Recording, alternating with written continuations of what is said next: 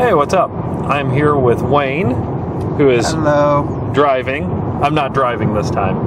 And we're just trying something a little different here. I just decided to bring the video camera into the car. We're on our way to the podcast right now. We are going to record for tonight. This is the first podcast we're doing that is post Fear the Con.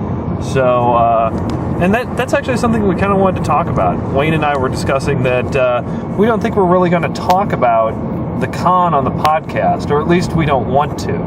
You know, it's kind of, you know, we've been talking about it quite a bit. We've been pumping it up, and then we had the con discussion. We had the con episode and stuff. So even the next episode that drops after the con was one we recorded before the con. So that's about all we talked about for half of it was the upcoming con. Yeah. So Wayne, what was your impression of this Fear the Con? I was completely blown away by it. I mean, it was a lot of fun at last year's con. It was a great experience. This year, though, being behind the scenes, being part of the planning, gives you a whole new perspective on the con. And being more a part of the community gives you a whole new perspective on meeting people. So I'm walking around meeting everyone for what may not have even been the first time. I may have met them last year, but I didn't really know what their name, I didn't have the names associated with the faces until this year. Yeah, I have to agree. The greatest thing about Fear the Boot for me, the biggest thing that I get out of it is meeting all these people and getting to know people that I would normally otherwise just never know and never ever meet.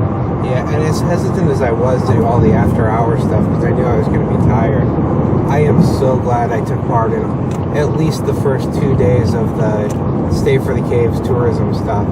I had a great time just hanging out with people. I mean, didn't get any gaming in at all during the after hours time except for the forum card game. But still had a great time. And that's funny too, because the lead up to it, you were talking about how you really wanted to do after hours gaming. That was kind of your big thing. Yeah, I was a little bit disappointed that I didn't get into any after hours game stuff, but I wasn't after doing everything with the people. It just was great hanging out, wandering around town and just talking to people. Yeah. I wasn't able to do any of that. I didn't have the vacation days for it. I'm saving them up for stuff. But I am actually kind of sorry I missed out on that. You guys had some great times, and I just wasn't able to get into that very much. I got into it a little bit, but yeah. So, what was your favorite moment of Fear the Con? What was the best thing about it for you, other than meeting people? I can't say that I can pin it down right now. I mean, there was so much. It was my first experience running a con game. First experience running for strangers of any kind. Both of those were, incredible. The live recording would probably be it, though, if I had to point to one thing about the con itself. That recording was incredible. The energy that everyone had, the comedy coming through, the touching moments. Yeah, that would probably be it. I mean, that's when I think back, I keep thinking to that recording. Yeah, and you're going to Gen Con with us as well. What's your feelings on that? Have you ever been to a convention that's as big as Gen Con? I have never been to anything the size of Gen Con. It is, I'm looking forward to it. I expect a big spectacle. I'm a little bit nervous about the big spectacle, though. And I still am left wondering, what do you actually do at a convention of that size? I don't like the idea of wandering around the vendor room all day. Yeah.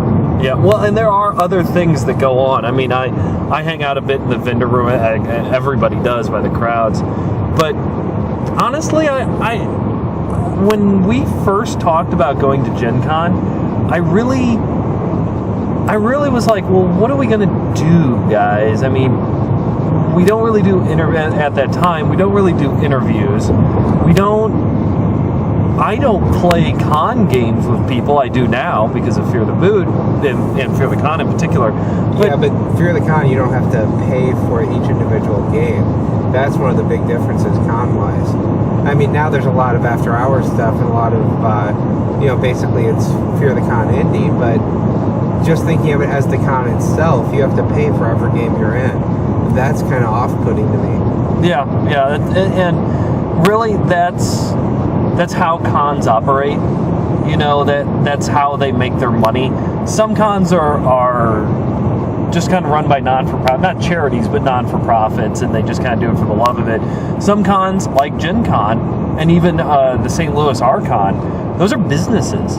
That's what the people who run them, that's what they do for a living. That's how they make their house payments and buy their food, is they run conventions. And so, I don't begrudge them that, but you're right, there is just something that's really weird about paying to game, paying for a specific game that, I don't know. But it doesn't bother me so much because when I go to Gen Con, I'm doing two things. I have two activities I'm doing. I'm hanging out with people, really, really cool people that I just don't get to see in person very often.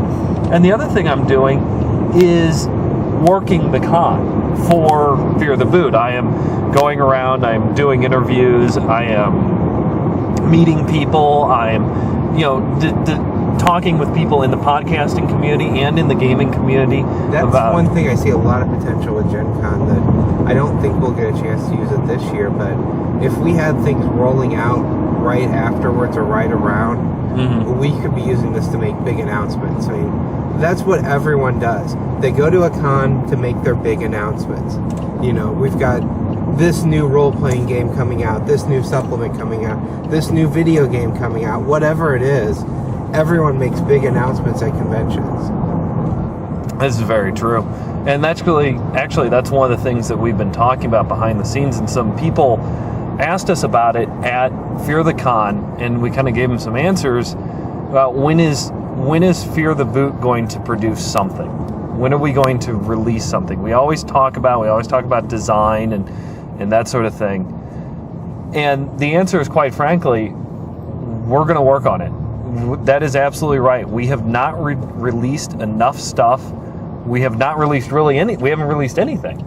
Apparently a podcast every week's not enough. Yeah, exactly. Actually, it's not enough for us. No. I want more. Yeah, I want more too. And while I'm not like a novel writer, or as Dan calls it, a prose writer, which is what he wants to do, and what I want to do. It's what Chris wants to do. It's I definitely have. I hate that GPS. That is the worst GPS voice ever. Best GPS voice ever. Yeah. There's our third host right there. So, no, I have a certain creative urge, and I just have to do something creative. Fear the Boot wouldn't exist if there wasn't a creative urge. I mean, Fear the Boot itself is a creative endeavor. If Dan didn't have the creative tendencies, it wouldn't exist. If you didn't have it, you wouldn't have stuck around as long as you have. I mean, you can't do a podcast and not have creative urges of some kind. That's very true. Well, I think that's about it. We kind of teased that. I'm not saying that we're releasing stuff this year, but we have decided to shift gears at Fear the Boot and definitely focus on creative projects this year. One of the sayings that we have in our sort of back room forum area is, we're going to make 2010 the year of Fear the Boot. This is the year when we're actually going to do something substantive. At least we hope so. I mean, I hope that substantive thing isn't like beer stands or cake stands and stuff like that, but who knows? Well, if this turns out well and people seem to like it, Wayne and I are going to be doing more of these little car moments. I really want to call it Car Talk. It fits so well, but that's already a show on NPR. But yeah, we might do more of these, just our thoughts and stuff without all the other guys. Fear the car ride? Fear the car ride. Maybe Fear the car ride. So with our other fine line of Fear the products. So we'll see you later.